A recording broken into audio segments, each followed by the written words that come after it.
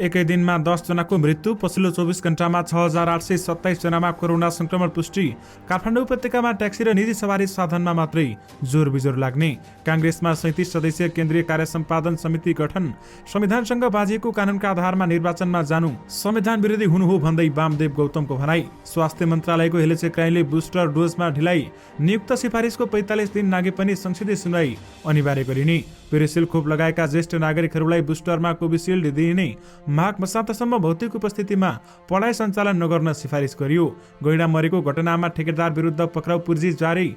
Janakpur railway कम्पनीका कर्मचारीले लगाए ताला। स्थानीय तहको चुनाव बारेमा सत्ता गठबन्धनको विकल्प संविधान सम्मत छैन भन्दै गगन थापाले भने। संरक्षणको नाममा बालबालिकाहरूलाई गैर कानूनी क्रियाकलापमा लगाइएको गुनासो। वैदेशिक रोजगारको मामिला हेर्न छुट्टै प्रहरी युनिटको प्रस्ताव। 18 वर्षमाथिका 70% पाए कोरोनाको पुनः खोप। 3 लाखलाई बुस्टर डोज। हराएको सूचना दिएपछि भेटिए पनि पुरानो राहदानी नबोकौं भन्दै अध्यागमन विभागले भन्यो। बढी खर्च गर्न सक्ने तहले बढी बजेट पाउँछ भन्दै अर्थमन्त्री जनार्दन शर्माले भने। दूधको मूल्य नबढाए आन्दोलन गर्ने चेतावनी। अध्यागमनका कर्मचारीहरूलाई विमानस्थलभित्र मोबाइल चलाउन रोक। नेपाली भूभाग डुब्ने गरी भारत सरकारले सुस्तामा बनाउँदै सडक। पत्रकार महासंघले भन्यो पत्रकार एलबीको मृत्युमा पनि सिभिल अस्पतालको लापरवाही। दुर्गेशको नयाँ गीत पैसामा आपत्तिजनक शब्द। भले यानि कि सागर लम्सालको टिममा नयाँ ट्वेनी गर्ल्स। यही अवस्थामा संसदीय सुनवाईको औचित्य छैन भन्दै देव गुरुङले भने। राजस्व छली मुद्दामा जेल परेका रायभारलाई 25,000 धरुटीमा छाड्न आदेश। प्रचण्ड र नेपाललाई कांग्रेससँग एकता गर्न महेश बस्नेतको सुझाव।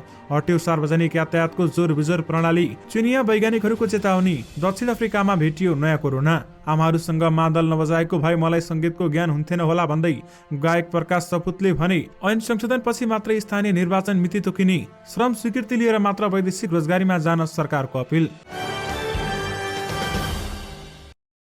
दर्शकवृन्द नमस्कार, तपाईहरुलाई फेरि पनि स्वागत छ हाम्रो च्यानल स्मार्ट खबरमा। म आर्यन न्युपानी दैनिकी जस्तै तपाईहरुमा आजका पनि मुख्य समाचारहरू लिएर उपस्थित भइसकेका छौं। हाम्रो मेहनतका लागि तपाईहरुले यो भिडियोलाई एउटा लाइक अवश्य गर्नुहोला।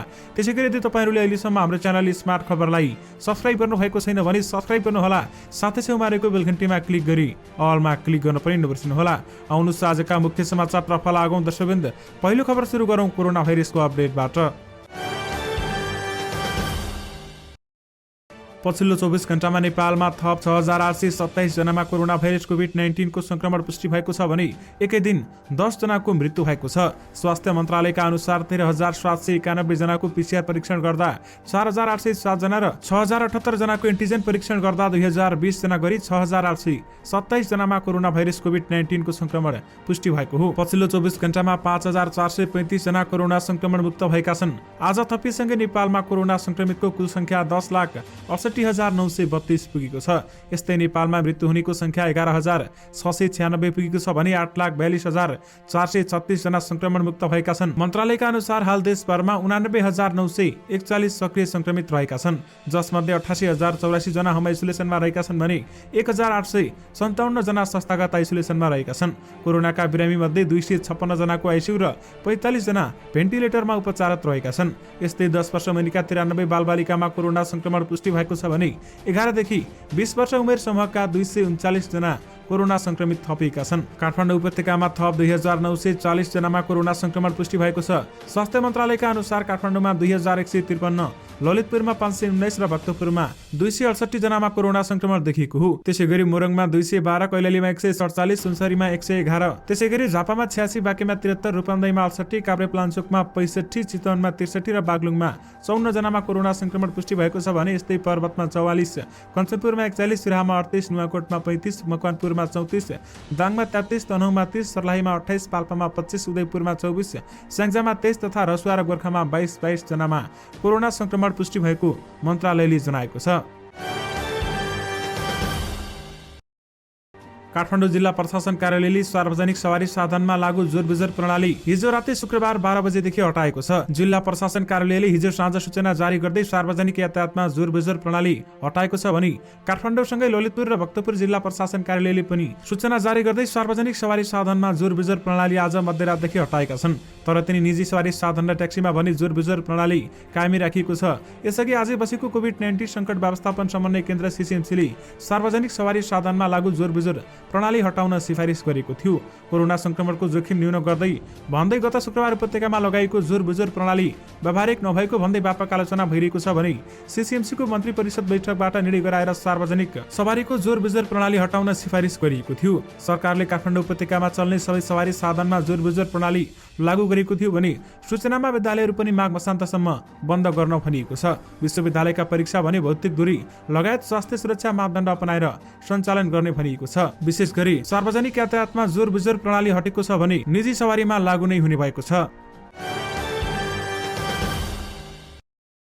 दर्शकवृन्द, एउटा फेरि डरलाग्दो खबर आएको छ। चीनको वुहान शहरका वैज्ञानिकहरूले विश्वमा नयाँ कोरोना भाइरस न्युकोभ निकै खतरनाक भएको चेतावनी दिएका छन्। उनीहरूले यो नयाँ कोरोना दक्षिण अफ्रिकामा भेटिएको बताएका हुन्। कोरोनाको ओमिक्रोन भेटिए लगत्तै फेरि अर्को नयाँ भाइरस आएको छ। यो नयाँ कोरोना भाइरस अत्यन्तै संक्रामक भएको र यसले 3 संक्रमित बिरामी मध्ये एकजनाको ज्यान लिन सक्ने उनीहरूले बताएका छन्। यद्यपि रुसी वैज्ञानिकहरूले न्युकोभ कोरोना भाइरसको नयाँ दावी गरेका छन् भने उनीहरूले नयाँ कोरोना भाइरस अझै मानिसमा नफैलिएको बताएका छन्।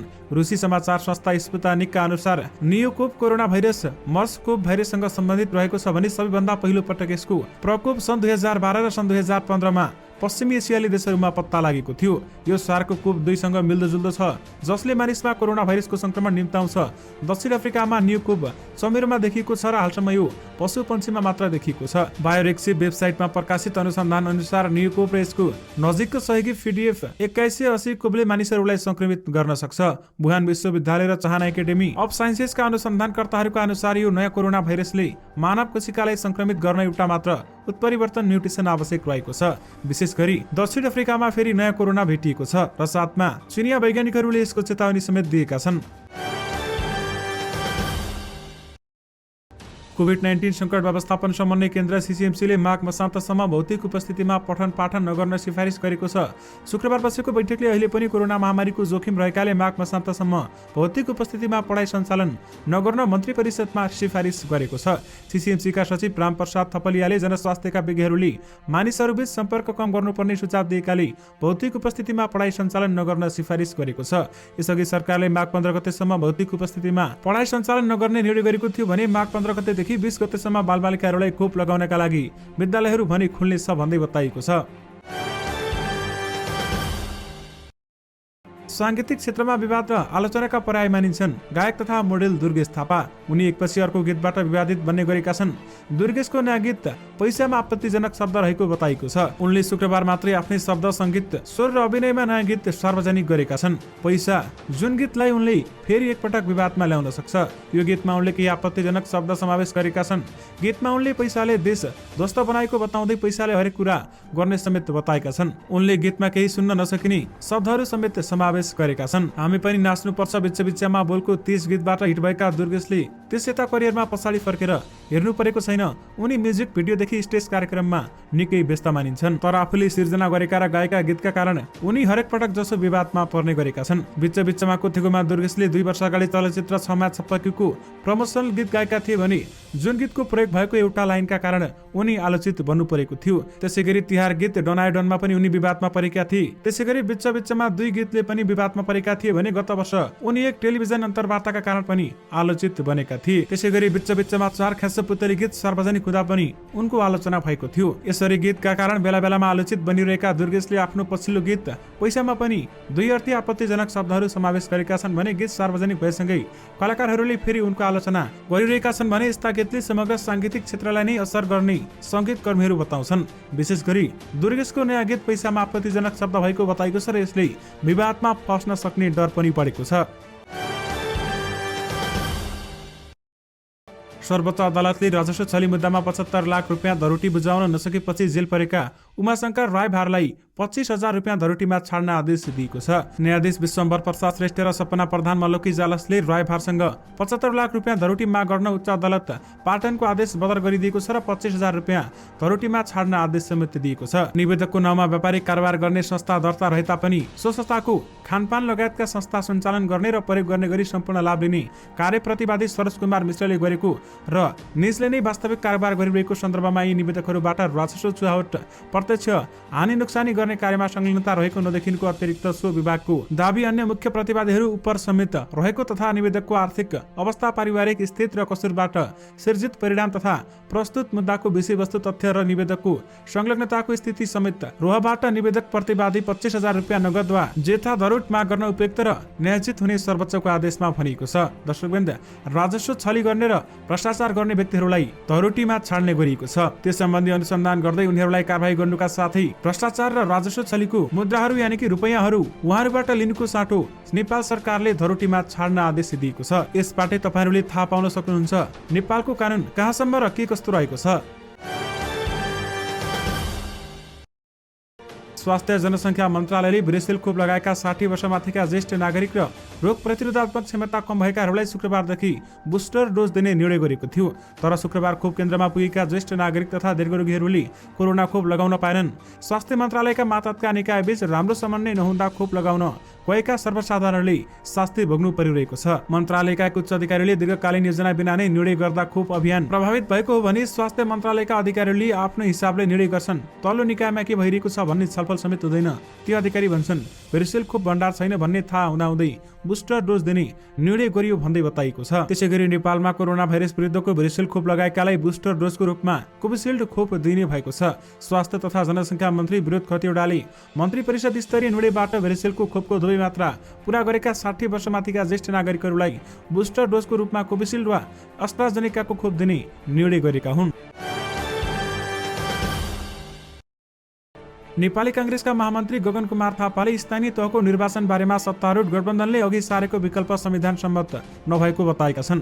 शुक्रबार नेपाली कांग्रेसको केन्द्रीय कार्य समिति बैठकपछि सञ्चारकर्मीसँग संक्षिप्त कुराकानी गर्दै महामन्त्री थापाले स्थानीय तहको निर्वाचन बारेमा स्थानीय तह निर्वाचन ऐनले गरेको व्यवस्था संशोधन गर्नु संविधान सम्मत नहुने समेत बताएका छन्। स्थायी निर्वाचनका सन्दर्भमा अहिले जे जस्तो विषयहरू गठबन्धनप्रति प्रवेश भएको छ र जुन जुन विकल्पहरूको बारेमा छलफल भयो भनेर सञ्चार माध्यममा बाहिर आएका छन्, ती कुनै पनि विषयहरू संविधान सम्मत छैनन् भन्दै उनले भनेका छन्, हामीले त्यो कोणबाट हाम्रो संविधानलाई बुझ्यौं र त्यसको आधारमा स्थानीय निर्वाचनका बारेमा हामीले अहिले कानुन संशोधन गरेर निर्णय गर्छौं भनेर जुन कुरा आइरहेको छ त्यो गर्यौं भने संविधान सम्मत हुँदैन भन्दै बताइएको छ। विशेष गरी स्थानीय तहको चुनाव बारेमा सत्तारूढ गठबन्धनको विकल्प संविधान सम्मत छैन भन्दै गगन थापाले भनेका छन्।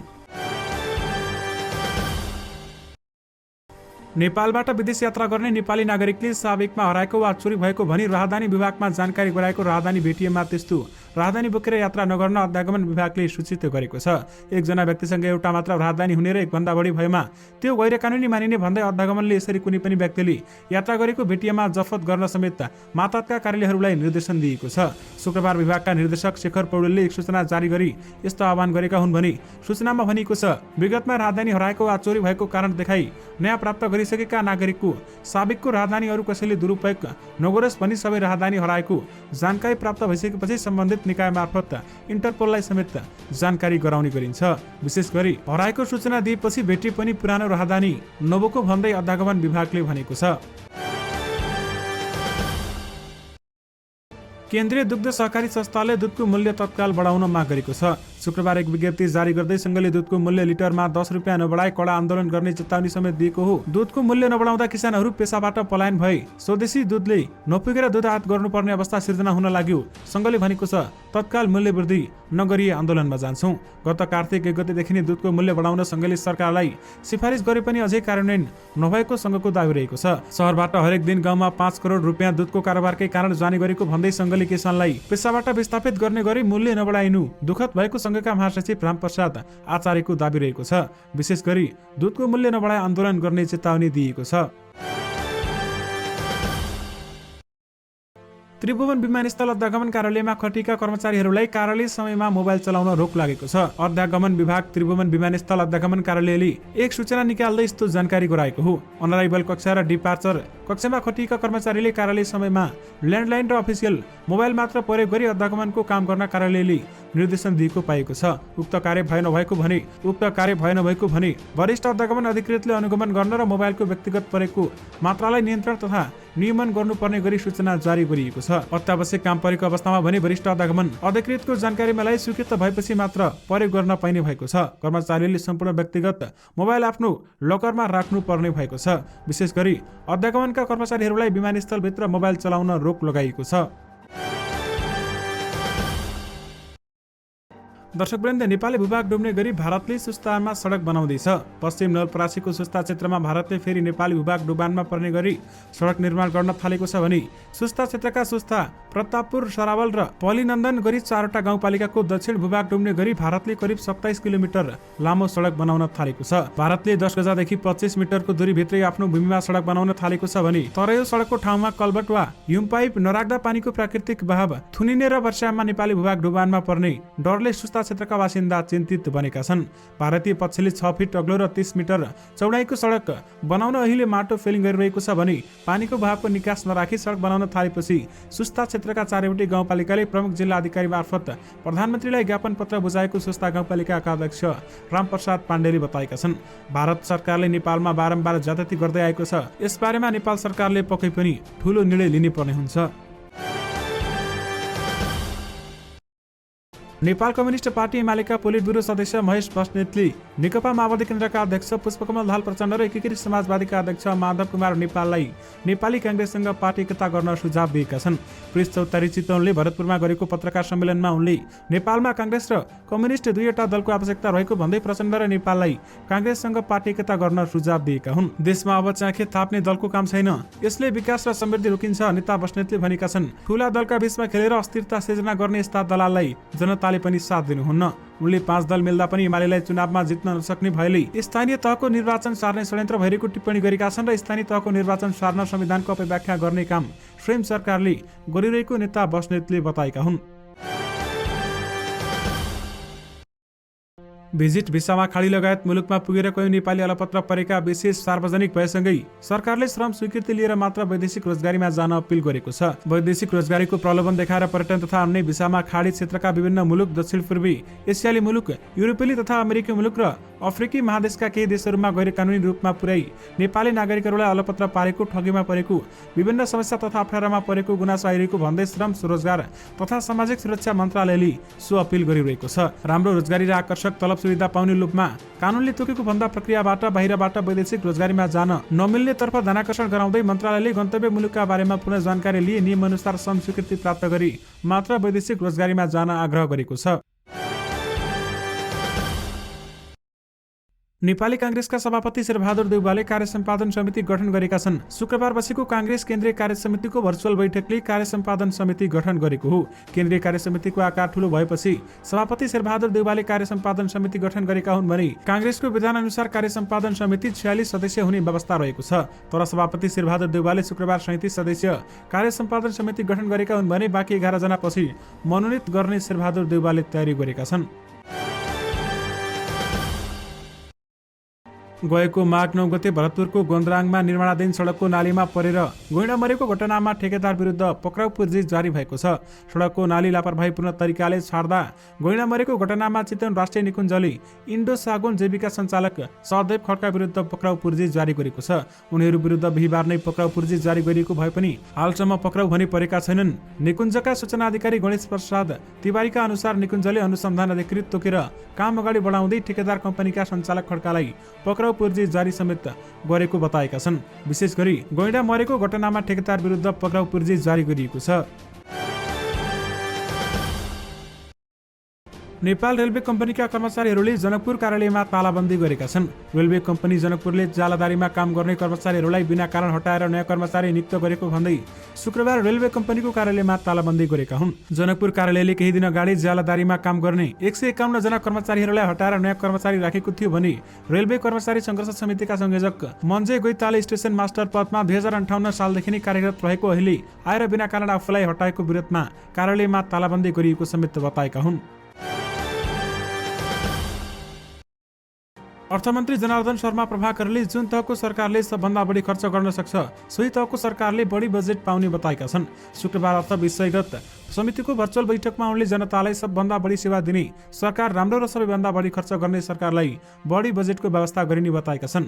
सबैभन्दा बढी जसले सेवा दियो त्यही राम्रो सरकार, जसले सबैभन्दा बढी खर्च गर्न सक्यो त्यसैको बजेट गर्ने व्यवस्था गर्ने कुरा मैले घोषणा गरेको छु। उनले भनेका छन्, यहाँहरूले खर्च गरेर अपुग भएमा थप बजेट माग गर्दा हामीले यहाँको बाँडिएको बजेट फिर्ता लिएर भए पनि दिन सक्ने अवस्था हुनेछ भन्दै अर्थमन्त्री जनार्दन शर्माले भनेका छन्। नेपाल पत्रकार महासंघको अध्ययन समितिले पत्रकार बालबहादुर एलपी विश्वकर्माको मृत्यु हुनुमा नेपाल निजामती कर्मचारी अस्पताल सिभिल अस्पतालको लापरवाही भएको निष्कर्ष निकालेको छ। बिरामीसँग पैसा नभएको थाहा पाएपछि अस्पतालले उपचारमा व्यवस्था र लापरवाही गरेको समितिको प्रतिवेदनमा अध्ययन समितिले निष्कर्ष निकालेको हो। सत्तारूढ नेकपा माओवादी केन्द्रको संसदीय दलका प्रमुख सचेतक देव प्रसाद गुरुङले संसदीय सुनवाई समितिको कुनै पनि औचित्य नरहेको बताएका छन्। शुक्रबार सिंहदरबारमा बसेको सुनवाई समितिको बैठकमा बोल्दै गुरुङले हालसम्मको अनुभव हेर्दा समितिको औचित्य नै र अर्थ पनि नरहेको बताएका छन्। अहिलेसम्मको हाम्रो अनुभव के हो त भन्दाखेरि यो सुनवाई समिति रहनु र नरहनुको कुनै औचित्य छैन। यही नियमावलीको सीमाभित्र रहने हो भने यो सुनवाई समितिको कुनै पनि अर्थ र औचित्य छैन भन्दै उहाँले बताउनु भएको हो। नेपाली संगीत क्षेत्रमा बेग्लै पहिचान बनाएका प्रकाश सपुत गायकसँगै गीतकार, अभिनेता र निर्देशक पनि हुन्।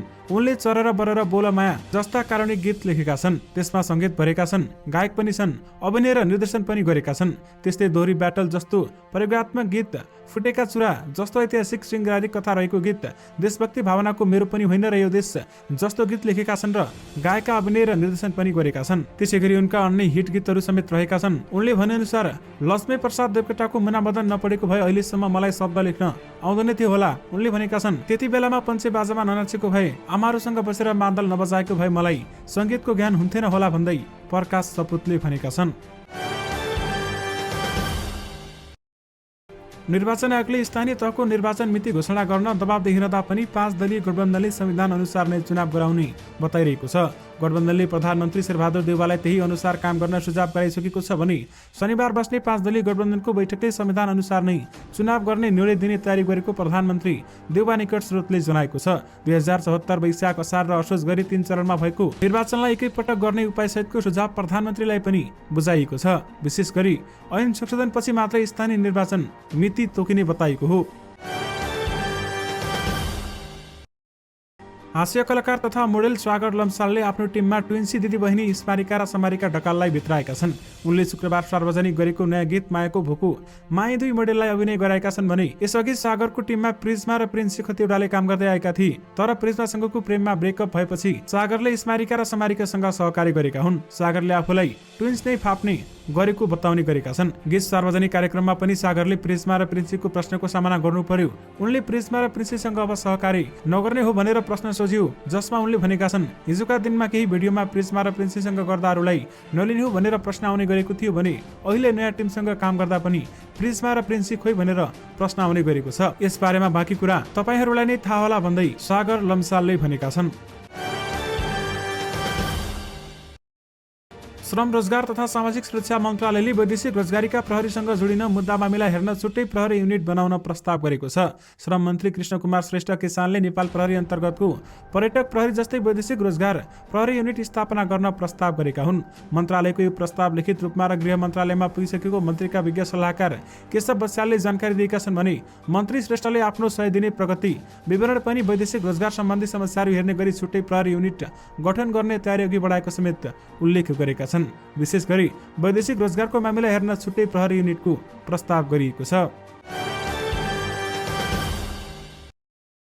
बालबालिकाहरूलाई अध्ययनको राम्रो अवसर दिलाइदिने, पालन पोषण गरिदिने लगायतका संरक्षणको नाममा गैर कानुनी क्रियाकलापमा संलग्न गराएको गुनासो प्राप्त भएको गृह मन्त्रालयले जनाएको छ। बाबुआमा तथा आफ्ना अभिभावकहरूले यसरी बालबालिका लैजाँदा तोकिएको कानुनी प्रक्रिया पूरा गर्नुतर्फ मन्त्रालयले सचेत गराएको छ भने सामाजिक, धार्मिक वा अन्य प्रकारका सङ्घ संस्थाको नाममा बालबालिका लिने र उनीहरूलाई विदेश पठाउने, घरेलु कामदारका रूपमा प्रयोग गर्ने, यौन शोषण गर्ने लगायतका गैर कानुनी क्रियाकलापमा सहभागी गराएको गुनासो तथा उजुरी प्राप्त भएको छ भन्दै मन्त्रालयले आज जारी गरेको विज्ञप्तिमा उल्लेख गरेको छ। अहिले नेपालको संविधानसँग स्थानीय तह निर्वाचन ऐन बाजिएको विषयलाई लिएर निर्वाचन नगर्ने बहाना भनेर ठूला राजनैतिक पार्टीका केही नेताहरू र सञ्चार माध्यममा कब्जा जमाएका व्यक्तिहरूले सरकारलाई आरोप लगाइरहेका छन्। कतिपय सञ्चार माध्यमले निर्वाचन टार्न गठबन्धनका नेताहरू संविधानका छिद्रहरू खोज्दै हिँडेको आरोप ठाडै लगाउन थालेका छन्। यसैबीच संविधानसँग बाजिएको कानुनका आधारमा निर्वाचनमा जानु संविधान विरोधी हुनु हो भन्दै वामदेव गौतमले भनेका छन्। दर्शक महानुभाव, यससँगै तपाईहरुमाझ आजका सबै मुख्य समाचारहरू राखिसकेका छौं। फेरि पनि तपाईहरुमाझ नयाँ रिपोर्टहरूको साथमा उपस्थित हुने नै छौं। अहिलेलाई भने मलाई बिदा दिनुस्। नमस्कार।